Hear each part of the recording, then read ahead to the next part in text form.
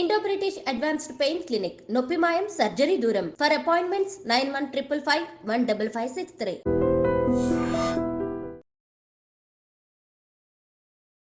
ఇవాళ మన guest VCS IT solutions founder and CEO Shivakrishna గారు ఉన్నారు. వారితో మాట్లాడదాం. నమస్తే సార్. నమస్తే madam. So full stack web development ఇప్పుడు ఎక్కువగా సెర్చ్ చేస్తున్న వర్డ్ అండ్ ఎక్కువగా దాని గురించి తెలుసుకోవాలనుకుంటున్నారు. అసలు ఏంటిది, ఈ కోర్సుకు సంబంధించి పూర్తి డీటెయిల్స్ చెప్తారా? Okay madam. Full stack web development అంటే ఏంటంటే ఫస్ట్ అసలు ముందు మనకి వెబ్ డెవలప్మెంట్ అంటే ఏంటో తెలియాలి. వెబ్ డెవలప్మెంట్ అంటే ఏంటంటే to develop the web application. Okay. అసలు వెబ్ అప్లికేషన్ అంటే ఏంటంటే మనం ఏదైనా ఒక అప్లికేషన్ని ఇంటర్నెట్ యూజ్ చేసి బ్రౌజర్ ద్వారా కమ్యూనికేట్ అయితే దాన్ని వెబ్ అప్లికేషన్ అంటాం. ఫర్ ఎగ్జాంపుల్ మనం ఫేస్బుక్ కమ్యూనికేట్ అవ్వాలనుకోండి, సింపుల్గా మనం బ్రౌజర్ ఓపెన్ చేసి www.facebook.com అని టైప్ చేస్తాం. అది ఒక వెబ్ అప్లికేషన్. ఈ వెబ్ అప్లికేషన్ డెవలప్ చేయాలి అంటే మనకి 3 layers ఆఫ్ కోడింగ్ స్కిల్స్ కావాలి. జనరల్గా ఏ వెబ్ అప్లికేషన్ తీసుకున్నా అందులో మనకి 3 types ఆఫ్ లాజిక్స్ ఉంటాయి. ఫ్రంట్ ఎండ్ లాజిక్ ఉంటుంది, బ్యాక్ ఎండ్ లాజిక్ ఉంటుంది, అలాగే డేటాబేస్ లాజిక్స్ ఉంటాయి. వీటన్నిటిని యూజ్ చేసి ఒక అప్లికేషన్ డెవలప్ చేయడాన్ని దాన్ని మనం ఏమంటే ఫుల్ స్టాక్ వెబ్ డెవలప్మెంట్ అంటాం. ఎవరైతే ఈ స్కిల్స్ అన్ని నేర్చుకొని అప్లికేషన్ బిల్డ్ చేస్తారో ఆ డెవలపర్ని ఏమంటామంటే ఫుల్ స్టాక్ వెబ్ డెవలపర్ అంటాం. ఓకే. ఫ్రంట్ ఎండ్కి వచ్చేసరికి మనకి డిఫరెంట్ స్కిల్స్ ఉంటాయి. జనరల్గా మనం ఏదైనా ఒక వెబ్ పేజ్ ఓపెన్ చేస్తే ఆ వెబ్ పేజ్కి ఒక స్ట్రక్చర్ ఉంటుంది. ఆ స్ట్రక్చర్ని బిల్డ్ చేయాలి అంటే HTML అనే ఒక లాంగ్వేజ్ నేర్చుకోవాలి. తర్వాత మనం ఓపెన్ చేసిన వెబ్ పేజ్కి స్టైల్స్ కానీ లేదంటే ఏదైనా ఒక బ్యూటీని అప్లై చేయాలనుకున్నప్పుడు CSS అనే ఒక కాన్సెప్ట్ ఉంటుంది, అది నేర్చుకోవాలి. తర్వాత వెబ్ పేజ్ మీద ఇంటరాక్షన్స్ ఉంటాయి. మనం ఏదైనా వెబ్ పేజ్ ఓపెన్ చేసినప్పుడు మనకి అలర్ట్స్ వస్తాయి, పాపప్ మెసేజెస్ అలాంటివి వస్తాయి, డైనమిక్ ఇంటరాక్షన్స్ వస్తాయి. అలాంటివి రావాలంటే జావా స్క్రిప్ట్ ఉంటుంది, ఆ జావా స్క్రిప్ట్ నేర్చుకోవాలి. తర్వాత CSSకి మనకి ఒక ఫ్రేమ్ వర్క్ ఉంటుంది, బూట్ స్ట్రాప్ అని. బూట్ స్ట్రాప్ నేర్చుకోవాలి. అలాగే జావా స్క్రిప్ట్ సంబంధించిన ఫ్రేమ్ వర్క్ రియాక్ట్, యాంగులర్, ఇలా ఫ్రేమ్ వర్క్స్ ఉంటాయి, ఇవి నేర్చుకోవాలి. ఇది ఫ్రంట్ ఎండ్. ఈ ఫ్రంట్ ఎండ్ అంటే ఏంటంటే ఫర్ ఎగ్జాంపుల్ మనం ఫేస్బుక్ ఓపెన్ చేస్తే యూజర్కి ఏదైతే విజిబుల్ అవుతుందో దాన్ని మొత్తం ఫ్రంట్ ఎండ్ అంటాం. ఇప్పుడు మనం ఫేస్బుక్లో అకౌంట్ క్రియేట్ చేయాలనుకోండి, సైన్ అప్ మీద క్లిక్ చేస్తాం. సైన్ అప్ మీద క్లిక్ చేయగానే మనకు ఒక ఫామ్ వస్తుంది, first name, last name, email ID, password అని. అదంతా ఫ్రంట్ ఎండ్లో డిజైన్ అయి ఉంటుంది. మనం ఎప్పుడైతే డీటెయిల్స్ ఇచ్చి సబ్మిట్ చేస్తామో బ్యాక్ ఎండ్ లాజిక్ వర్క్ అవుతుంది. ఈ బ్యాక్ ఎండ్ ఏం చేస్తుందంటే మనం ఇచ్చిన ఇన్పుట్స్ మొత్తం తీసుకొని ఆ డేటాను తీసుకెళ్ళి డేటాబేస్లో స్టోర్ చేస్తుంది. ఈ డేటాబేస్లో స్టోర్ చేయడం వల్ల అడ్వాంటేజ్ ఏంటి అంటే మన డేటా అనేది వాళ్ళ దగ్గర స్టోర్ అయి ఉంటుంది. ఫర్ ఎగ్జాంపుల్ మనం సైన్ అప్ అయిన తర్వాత ఒకసారి లాగిన్ అవ్వాలనుకుంటాం. ఈ లాగిన్ అయ్యేటప్పుడు ఏం చేస్తాం, మనం యూజర్ నేమ్, పాస్వర్డ్ ఇస్తాం. మన డేటా వాళ్ళ దగ్గర లేదనుకోండి, అది ఏది ఇచ్చినా లాగిన్ అవుతుంది పేజ్. ఇప్పుడు మనం యూజర్ నేమ్, పాస్వర్డ్ ఇచ్చిన తర్వాత బ్యాక్ ఎండ్లో ఏం జరగాలంటే ఈ యూజర్ నేమ్, పాస్వర్డ్ ఆల్రెడీ డేటాబేస్లో మ్యాచ్ అవుతున్నాడో చెక్ చేసుకొని అప్పుడు మనకి ఫామ్ డిస్ప్లే అవుతుంది, మనకి మన ఫేస్బుక్ హోమ్ పేజ్ వస్తుంది. అంటే ఏంటి, బ్యాక్ ఎండ్లో ఏం చేస్తారంటే మనకి బ్యాక్ ఎండ్ లాజిక్ అని మనకేం డిస్ప్లే అవ్వదు. ఈ బ్యాక్ ఎండ్ లాజిక్ని ఇంప్లిమెంట్ చేయాలి అంటే ఏదో ఒక కోడింగ్ లాంగ్వేజ్ కావాలి. ఆ ప్రోగ్రామింగ్ లాంగ్వేజెస్ పైథాన్ వాడుకోవచ్చు, మనం జావా వాడుకోవచ్చు, లేదా PHP రాసుకోవచ్చు, లేదంటే జావా స్క్రిప్ట్ అయినా రాసుకోవచ్చు. ఓకే. వీటితో పాటు వీటికి సంబంధించిన ఫ్రేమ్ వర్క్స్ ఉంటాయి. పైథాన్ అయితేనేమో జాంగో ఫ్రేమ్ వర్క్ అంటాం, అలాగే జావా అయితే స్ప్రింగ్ అంటాం, అలాగే జావా స్క్రిప్ట్కి అయితే ఎక్స్ప్రెస్.js, నెక్స్ట్.js ఇలా ఫ్రేమ్ వర్క్స్ ఉంటాయి. తర్వాత డేటాబేసెస్. ఈ డేటాబేస్తో కమ్యూనికేట్ అవ్వాలంటే SQL అనే ఒక లాంగ్వేజ్ తెలిసి ఉండాలి. ఈ SQLని యూజ్ చేసి మనం డేటాబేస్తో కమ్యూనికేట్ అవుతాం. మనకి డేటాబేసెస్ అనేవి నెంబర్ ఆఫ్ టైప్స్ ఉంటాయి. ప్రజెంట్ మార్కెట్లో బాగా పాపులర్ అవుతున్నాయి రిలేషనల్ డేటాబేసెస్, అలాగే non relational.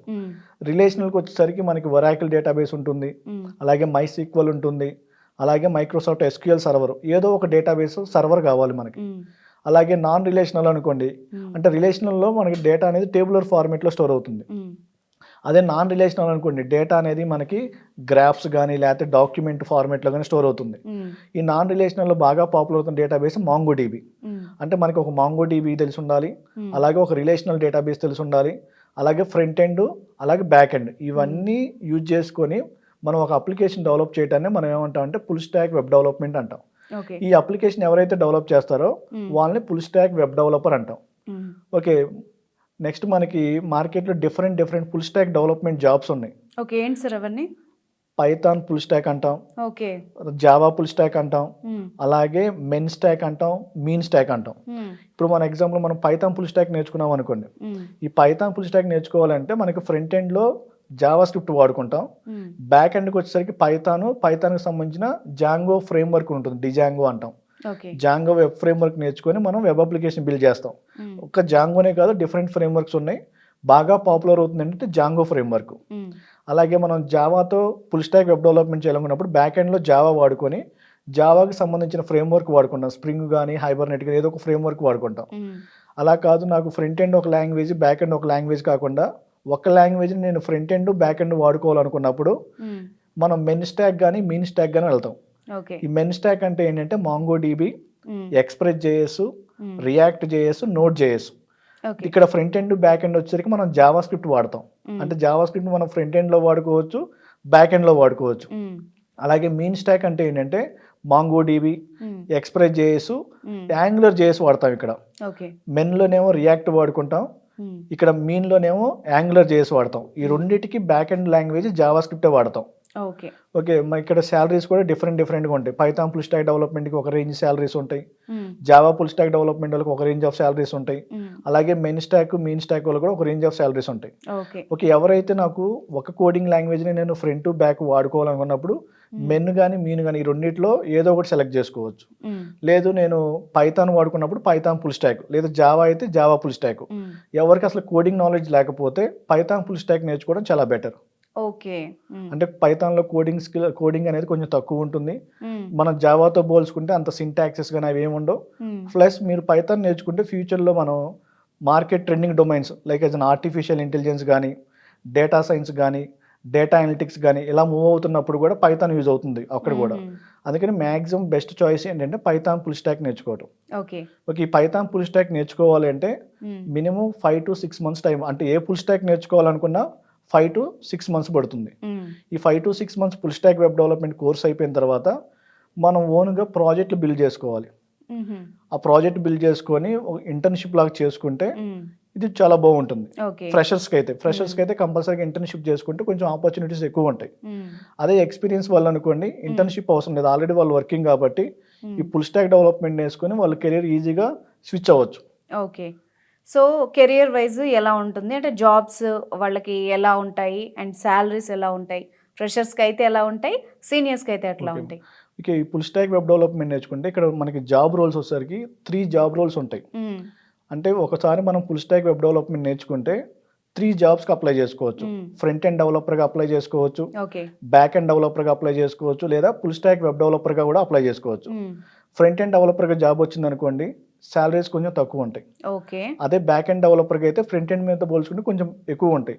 For example front ఎండ్లో స్టార్టింగ్ శాలరీ ఫ్రెషర్కి 3 lakhs వచ్చింది అనుకోండి, అదే బ్యాక్ ఎండ్ అయితే స్టార్టింగ్ 4 lakhs ఉంటుంది. అదే ఫుల్ స్టాక్ వెబ్ డెవలపర్గా ఫ్రెషర్గా జాబ్ వస్తే 6 to 7 ఉంటుంది స్టార్టింగ్ శాలరీ. అది శాలరీస్ కూడా కంపెనీ నుంచి కంపెనీకి కొంచెం చేంజ్ అవుతూ ఉంటాయి. For example product based company అనుకోండి, ఒక రేంజ్ ఆఫ్ శాలరీస్ ఉంటాయి. సర్వీస్ బేస్డ్ అయితే ఒక రేంజ్ ఆఫ్ శాలరీస్ ఉంటాయి. స్టార్ట్అప్ అయితే ఒక రేంజ్ ఆఫ్ శాలరీస్ ఉంటాయి.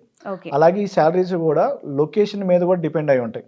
ఫర్ సపోజ్ హైదరాబాద్ లొకేషన్ అనుకోండి, ఒక రేంజ్ ఆఫ్ శాలరీస్ ఉంటాయి. అదే బెంగళూరు లొకేషన్కి వెళ్ళామనుకోండి, ఒక రేంజ్ ఆఫ్, అది సేమ్ కంపెనీ అయినా బెంగళూరు లొకేషన్కి వెళ్తే ఒక రేంజ్ ఆఫ్ శాలరీస్ ఉంటాయి. శాలరీస్ అనేవి లొకేషను అలాగే కంపెనీ నామ్స్ ప్రకారం చేంజ్ అవుతూ ఉంటాయి. మినిమం అయితే ఫ్రంట్ ఎండ్ డెవలపర్కి 3 lakhs ఉంటుంది, బ్యాక్ ఎండ్ డెవలపర్కి మినిమం 4 lakhs ఉంటుంది, అదే ఫుల్ స్టాక్ డెవలపర్కి అయితే 6 lakhs ఉంటుంది. సో ఇది నేర్చుకున్న వాళ్ళకి ఫర్దర్గా అంటే ఏఐ తర్వాత చాలా డెవలప్మెంట్స్ జరిగాయి కదా, ఫర్దర్గా ఎలా ఉంటుంది కెరియర్ అనేది? ఓకే, ఫుల్ స్టాక్ డెవలప్మెంట్ నేర్చుకున్న వాళ్ళకి కెరీర్ చాలా బాగుంటుంది. ఎందుకంటే ప్రతి అప్లికేషన్ డెవలపింగ్ స్టేజ్, డెవలప్ లేకుండా ఏమీ ఉండదు. ఇప్పుడు మనం ఏది చేయాలన్నా ఒక అప్లికేషన్ డెవలప్ చేయాల్సి ఈ డెవలప్మెంట్ రోల్స్ ఎవరైతే ఉన్నారో వీళ్ళకి కెరియర్ గ్రోత్ ఉంటుంది. ప్లస్ ఇప్పుడు ఏంటంటే మార్కెట్ ఎక్కడికి వెళ్ళినా ఏఐని ఇంక్లూడ్ చేస్తున్నారు. అంటే full stack development with artificial intelligence అంటున్నారు. అంటే ఏంటి అంటే మనం ఏదో ఒక ఏఐ టూల్ని యూజ్ చేసుకొని కోడింగ్ అనేది చాలా ఫాస్ట్గా రాసుకోవచ్చు. ఫర్ ఎగ్జాంపుల్ మనకి చాట్ జీపీటీ ఉంది, మనం ఏదైనా కోడ్ రాయాలనుకోండి, ఆ చాట్ జీపీటీకి ఆ ఇన్పుట్ ఇస్తే ఆటోమేటిక్గా అదే కోడ్ జనరేట్ చేస్తుంది, కాపీ పేస్ట్ చేసుకుంటాం. దీనివల్ల అడ్వాంటేజ్ ఏంటి అంటే మనకి డెవలప్మెంట్ టైం అనేది తగ్గిపోతుంది. అలాగే మనం కోడ్ రాసినప్పుడు మన కోడ్లో ఏమైనా మిస్టేక్స్ ఉన్నాయో చెక్ చేసుకోవాలి, దాన్ని మనం ఏమంటాం డీబగ్గింగ్ అంటాం. ఈ డీబగ్గింగ్ కూడా మనం ఏఐ టూల్ని యూజ్ చేసుకొని చేసుకోవచ్చు. ఏఐ టూల్ని యూజ్ చేసుకోవడం వల్ల డీబగ్గింగ్ టైం కూడా తగ్గిపోతుంది. అలా ప్రతి దాని దగ్గర మనం ఏఐని వాడుతున్నాం. అందుకని ప్రజెంట్ మార్కెట్ ఏంటంటే మనం ఏ జాబ్కి వెళ్దాం అనుకున్నా కంపల్సరీగా మనకి మినిమం కొంచెం ఏఐ గురించి నాలెడ్జ్ తెలిసి ఉండాలి. ఏఐ గురించి నాలెడ్జ్ తెలిస్తేనే మనకు ఫ్యూచర్ మార్కెట్ ఉంటుంది. Okay, right, thank you very much sir. Thank you madam.